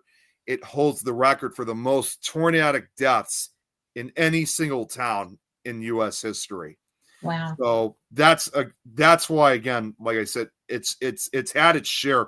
So I sent the list to Jeremy of all the towns that were hit, but I also sent the towns that they were not necessarily hit by the tornado, but some of the victims are buried in their cemeteries, or towns that they weren't hit, but they were very close to getting hit by, like that. Just the tornado just missed like by 2 miles or so. And then there was also some towns that the tornado didn't go through at all, but the supercell that produced it passed over the town. And again, some of the victims were also sent to those towns. And Cairo was not one of the towns that was hit, but that was where some of the victims were sent, in the recovery efforts of this tornado. So I was really hoping that we were going to head down there this year, but unfortunately we didn't. So, Chris, but at least I sent him the list, and he, maybe next year we'll have the opportunity. There's a lot to investigate there, no doubt. And I kind of did an online investigation. I'm actually getting goosebumps just thinking about this right now. When I was putting the slideshow of the tri-state tornado together, there was a new book that had recently just came out, again, representing the 100th anniversary of the tri-state tornado. And the person that wrote this book, she had an entire website dedicated to this. She really went above and beyond of not just, there was even some paranormal mixed in with it, because her website was also paranormal themed, but she went above and beyond, not just to investigate paranormal wise. She was actually trying to retrace the path of where this tornado went through in southern Illinois. I mean, again, she couldn't do the entire path. Right. This tornado supposedly was 219 miles. We've now discovered that it may have actually been 10 or 15 miles longer than that. So that's on the ground that far? On the ground, yeah. Holy cow. Yeah. So if it was 10 or 15 miles longer than that, that means that it would bring the total length to 234 miles from southern Missouri to southern Indiana. Holy crap. So the author that was she knew she was not going to be able to cover the entire 234 mile path. She was only able to do that throughout the southern part of Illinois. And she had found evidence of certain areas where there used to be farmhouses and stuff like that are just farm fields that have been gone.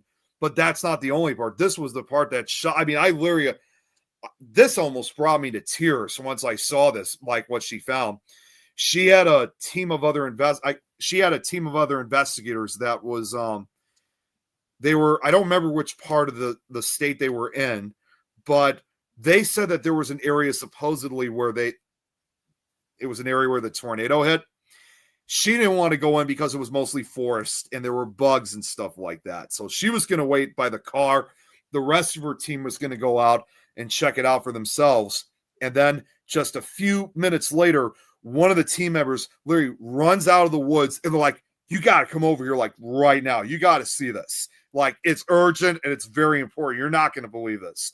So this time she reluctantly goes in. They go into the woods. And they took pictures of this. I should have added it to the slideshow. They had found a foundation and a little staircase. And then they started finding other foundations. I'm looking at this oh my God.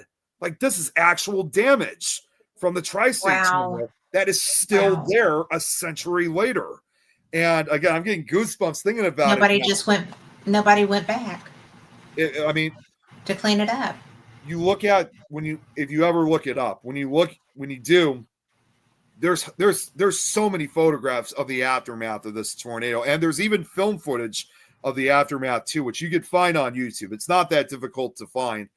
And Okay. just like when you watch the photos, and I mean when you watch the footage and look at the photos, I mean the destruction to the infrastructure of many of these towns that were hit by the tornado was just absolutely unbelievable. And it's still hard to believe that even 100 years later, you could still see and find leftovers from the destruction of the tri-state tornado, and at least one or two towns were truly wiped off the map. Like there was a town that was called Parrish in southern Illinois.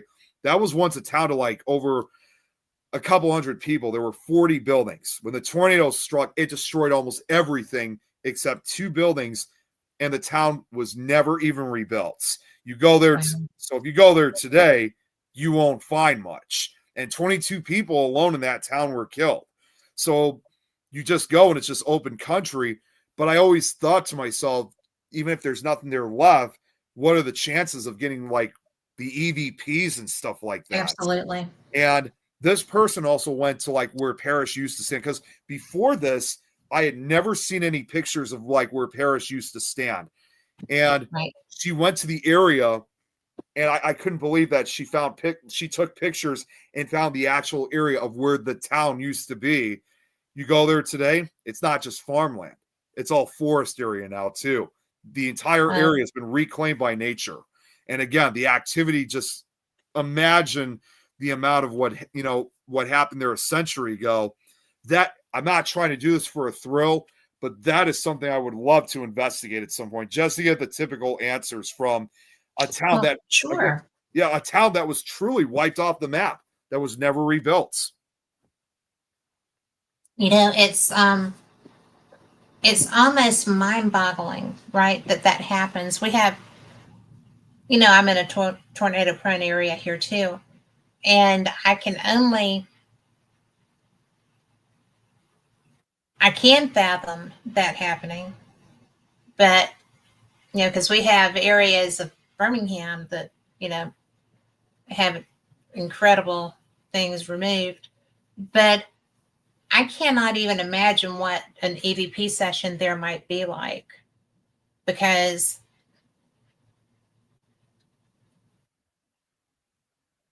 it would have been such a shock. Yeah. For one thing, that there may actually be spirits who are wandering around looking for home, right? That's right. I mean, that happens.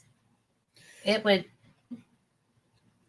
be possible to actually help to release someone, or just let them know, it's just gone. Right. And not to mention, they did, as you would imagine, they did have some commemorations for this event earlier this year, because the actual day was March 18th. It happened March 18th, 1925.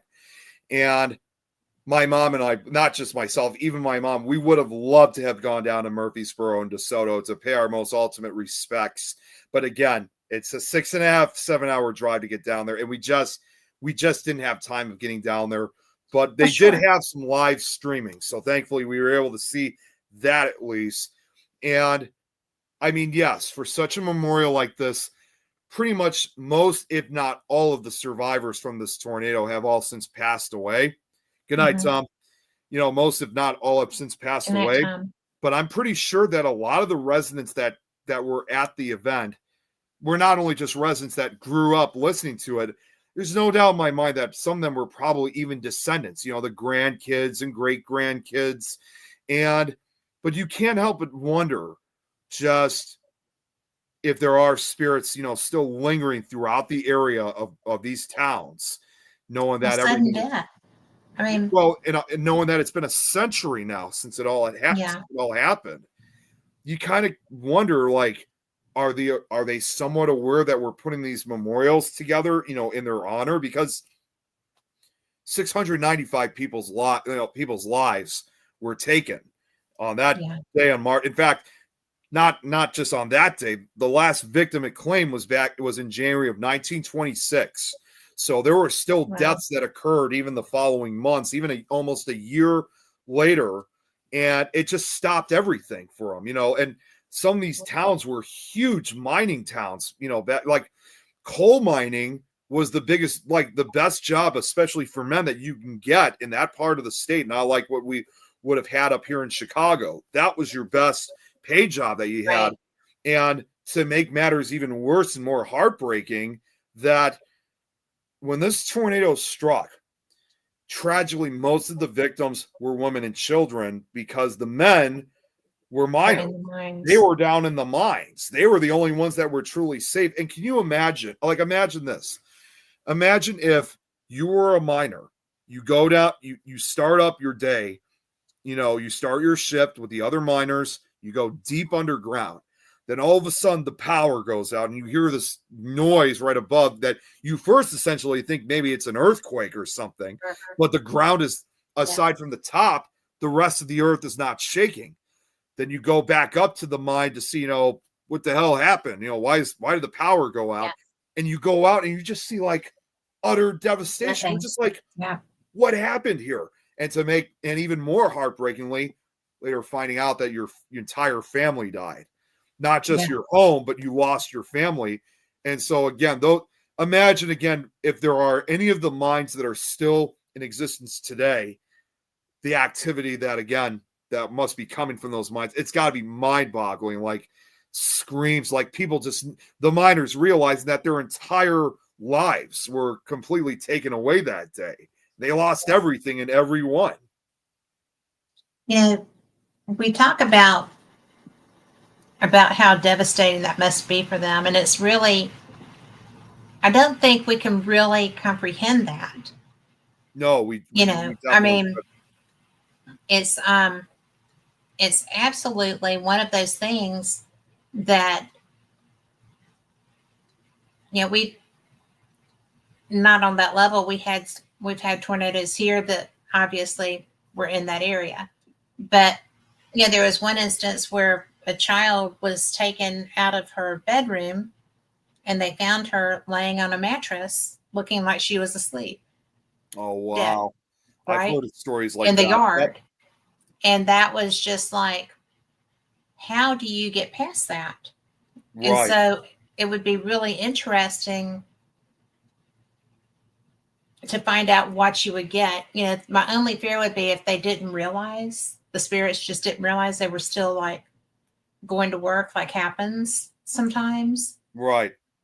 With investigations. And then, if they didn't know and you made them aware, what would the reaction be? Exactly. Right? And not only just that, just knowing that you probably would also be entering a very depressed atmosphere too, because again, just knowing what happened a century. And also, I have a documentary just right over here on this bookshelf here. I got a lot of weather documentaries over here, but I do have one on the tri-state tornado. And this was filmed back in the late 90s. So at that time, there were still a few survivors that were still alive that were interviewed. Oh, okay. Yeah. So I have interviews of actual survivors from this tape. And it's not just a matter of just the sad and devastating atmosphere that they experience. It was even just the burials that were like in one of the other towns. There was a story where an undertaker collapsed from his lunch. He had been burying tornado victims for 36 hours straight. And the way how most burials, they definitely never did it the way like we do burials now. They said, one survivor said that they would go out to the grave, they would go out to the graveyard and there would be several graves open, but instead of having individual ones, they were like big family-sized graves. One grave would bury three, the dad, the mother, and the child all together, instead of just having a single one. And like I said, they didn't do it the way like we do it now, because especially for such a tragedy like that, there was so many of them. Like, how do you deal with hundreds of people that you got to bury? Like, it's one thing if you have to bury a few of them, but something in the hundreds, it's just like, it's not even just a matter of thinking like they better pay me extra. The logistics. It's the actual logistics. You don't have coffins on hand. You probably, the mercantile stores and lumber mills and stuff were taken out too. So you don't have a way to do that even, right? Right. And yet they don't have refrigeration and stuff at that point. So, it's just absolutely. And Chris says like Galveston. It Yes. is. It's Galveston very Hurricane. much like Galveston. I did But, Chris was part of that. In fact, in addition to that one, just about a month, almost a month ago now, I also did a special presentation on the Galveston hurricane because this year marked the 125th anniversary yeah. of this one. And don't get me wrong, that is still considered to this day as the worst natural disaster in U.S. history. That's true. For the tri-state tornado, yes, not as many people were killed, but it's still the deadliest single tornado. Yes. So there's a big difference. But I've often said for both it's of just these, a different cause. it amazes me that for those two tragic events, again, not just only from the paranormal side of things, I said this to Chris. I said, I'm really surprised that for both events that they haven't even made a movie on either one of those cases, like the same way like we did with Titanic or something like that. Like, I'm surprised they've never made movies on these two tragic cases because I think these are stories that should be told, and not by the parent. It doesn't have to be by the paranormal aspect of it. Just without it was a moment. They were tragic moments in our country's history, whether you want to believe it or not. But people don't, in large part, people don't want to revisit those moments. That's true. I mean, and there's also not really survivors to speak for them. Right. Either. Well, not to mention, I mean, we actually saw a presentation of another historic. This didn't happen here in the States. It actually happened up in Canada, called the Halifax explosion that occurred in 1917. Yeah. And the person that was presenting that was almost 10 years ago. We went for the 100th anniversary for it. They had a presentation right here, so we didn't have to go to Canada for it. But somebody did once ask, like, how come there had never been a movie made for the Halifax explosion, like the same way like they did with Titanic? And I don't remember her name. The presenter that the speaker that presented, she said, I think the reason why they never wanted to make a movie about Halifax, and it could be the same too for the tri-state and Galveston, is that a lot of this, like you said, she simply said that the survivors, prior to their deaths, they probably just simply didn't want to talk about it. They didn't want to relive it, because even if it had been almost a century since then, it's no different than like when you talk with war survivors, like, from World War II or Vietnam or any of that stuff. Yes, many years and decades may have passed, but that memory haunts them to, up until their dying days. It never goes away. So who's to say in the case for such tragedies like this that, they didn't, even if decades had passed, they didn't want to talk about or anything. You might have a few that were willing to talk about. Not everybody did. And, if there was a movie to ever be made about, they want to make sure that they're going to stick it to the entire true story, not make up, like some type of fictional storyline like they did with Titanic. I'm not saying it is fiction, but just the love story aspect of it. I think in those cases, they want to actually keep it to the real story of what they went through, over 100 years ago. People, in my experience, people can't hold on to that.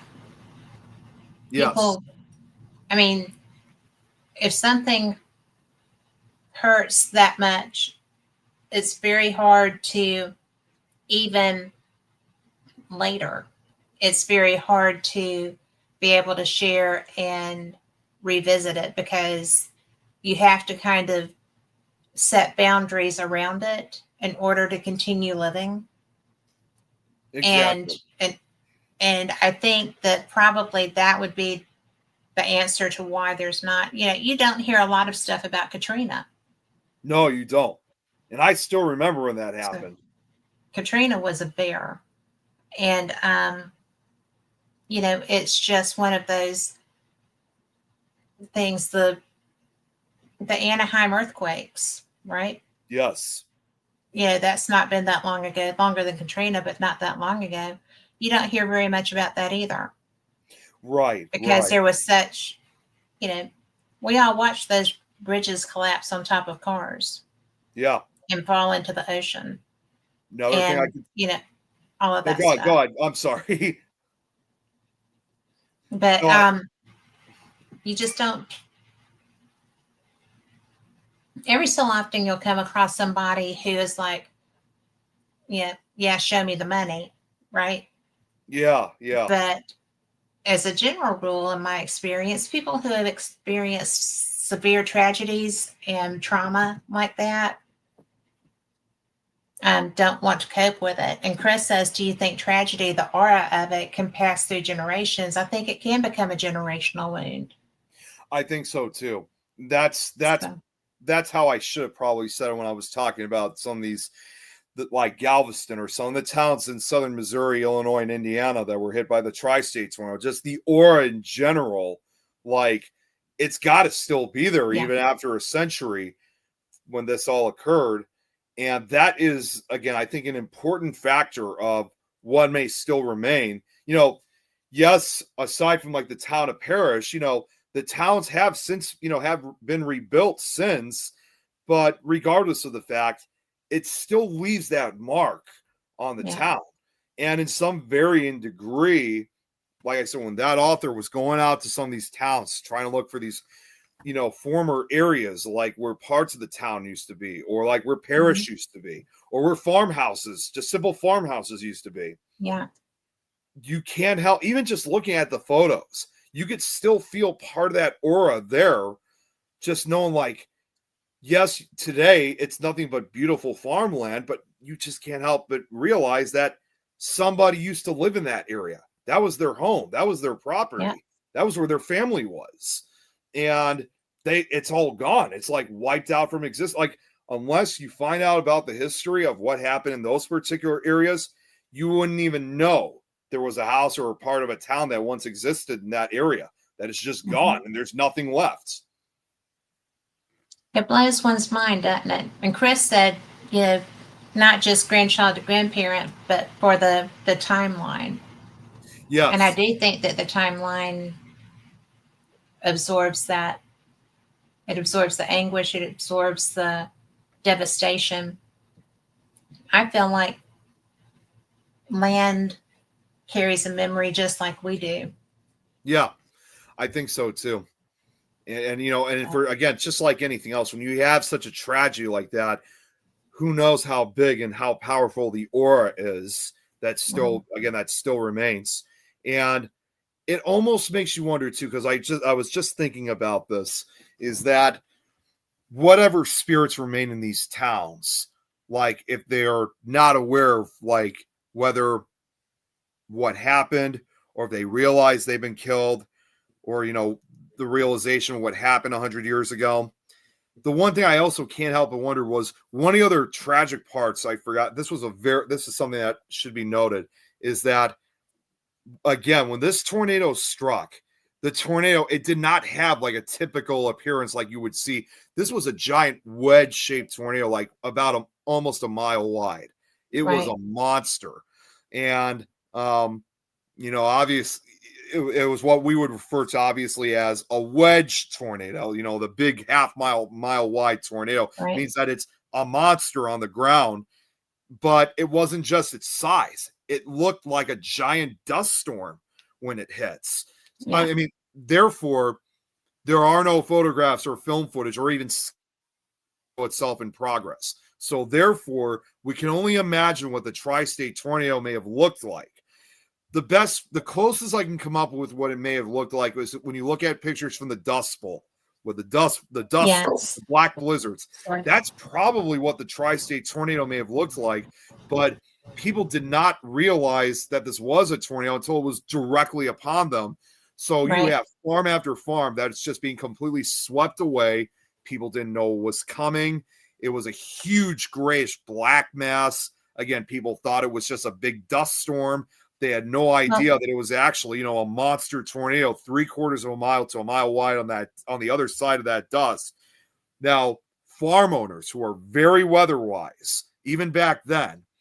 And normally, if they knew that there was like a tornado or a type of severe storm, if it was heading over to a nearby rural town, they would be able to obviously alert the nearby authorities and local law enforcement to alert the town of the storm's approach.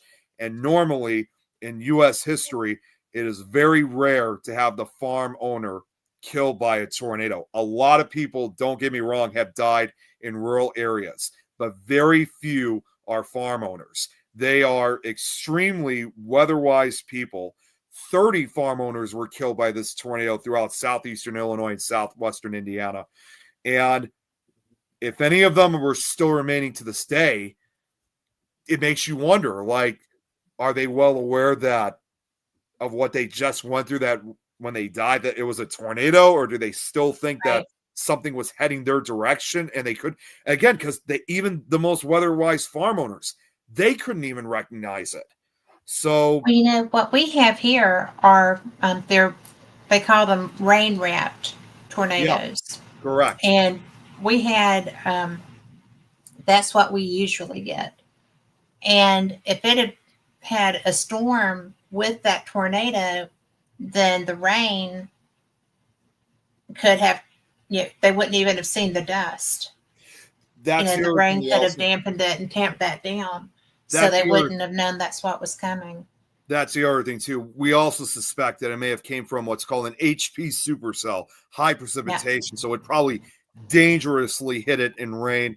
And again, people did not realize the danger until it was directly upon them. So again, just the act, again, just not even understanding what you were seeing. People couldn't, like, people may have had an opportunity of seeing that, they'd be like, oh, that's odd. Never seen anything like that before. But it wasn't until they finally heard the roar of it. And that's when they realized with what they were dealing unmistakable.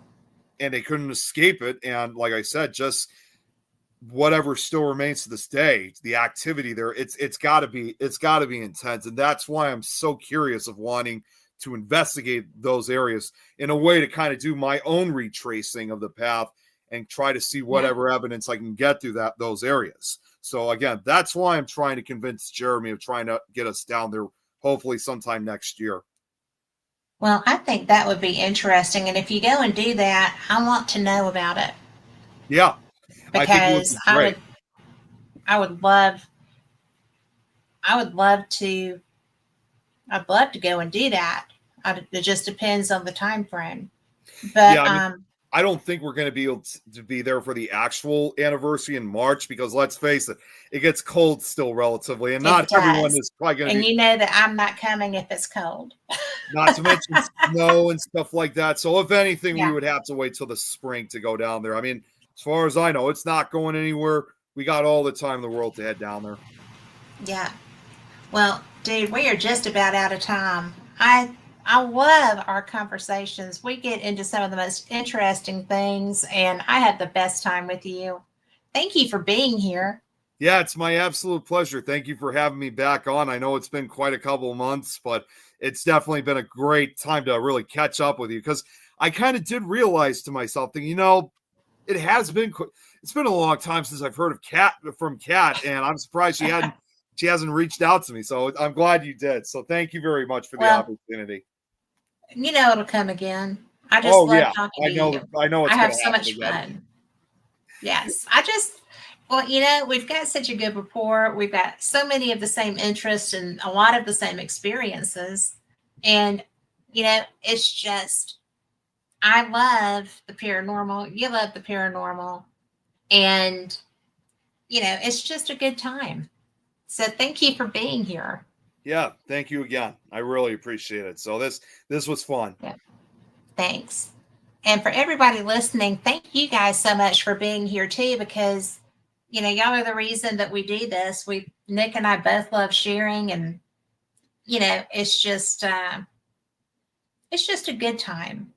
So be sure and come back, and we will see you Wednesday night, where I have Chris DeSageray, the ghost boy of Geneseo, coming on with me.